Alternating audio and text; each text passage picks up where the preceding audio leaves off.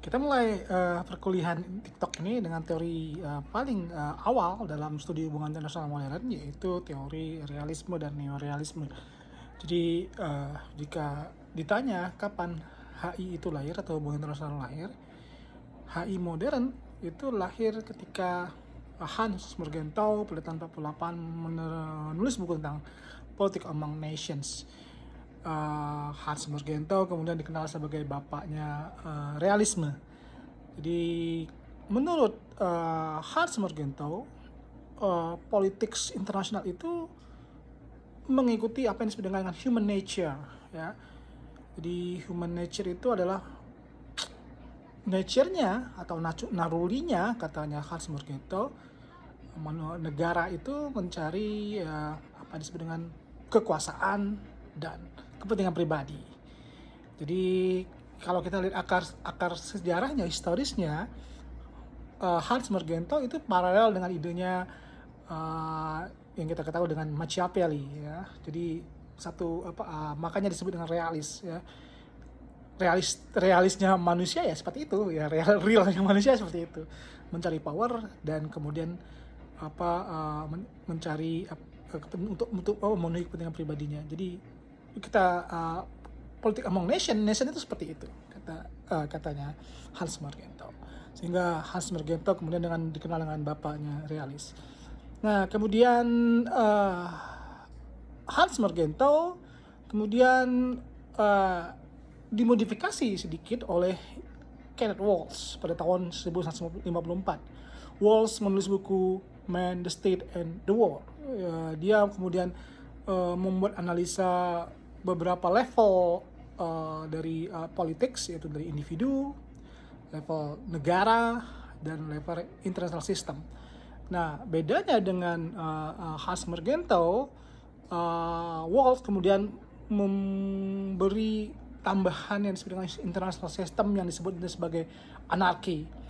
Jadi karena tidak ada, kenapa anarki? Menurut Kenneth Waltz, dunia internasional itu anarki kan tidak ada satu kekuatan hierarkis yang bisa memaksakan otoritas, ya, yang kemudian memaksa negara yang ada dalam interaksi itu patuh dan taat.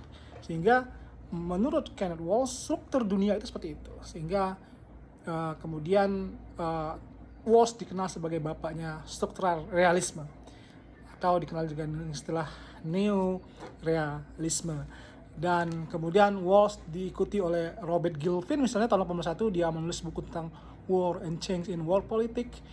Dia kemudian dikenal dengan sebagai memodifikasi ajaran Waltz dengan mengatakan bahwa internal system itu sebenarnya seperti equilibrium. Jadi ketika terjadi konflik itu terjadi ketika terjadi pergeseran balance of power. Jadi untuk perdamaian, menurut kata Robert Gilfin, maka harus terjadi balance of power. Ketika terjadi pergeseran balance of power, maka terjadi konflik dan perang yang akan mempengaruhi keteraturan dunia internasional. Nah, ketiga pemikiran realis dan neorealisme ini kemudian dikritik oleh pemikiran liberal. Salah satunya oleh Ibu Helen Milner. Dia mengkritik asumsi dari anarki yang dikemukakan oleh tiga pemikir realis tersebut. Dia mengatakan bahwa dunia internasional itu tidak hanya anarki, tapi negara juga saling tergantungan, interdependence, sehingga kemudian karena mereka saling ketergantungan, maka itu bisa menciptakan perdamaian dan konflik. Anarki betul, tapi di sisi lain mereka juga saling ketergantungan.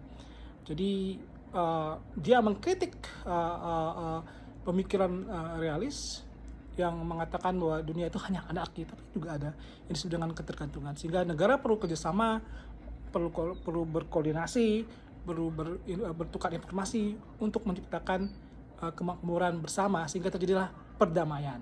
Nah, Helen Milner dan kawan-kawan kemudian dikenal dengan pemikiran liberal institutionals atau neoliberal yang akan kita bahas pada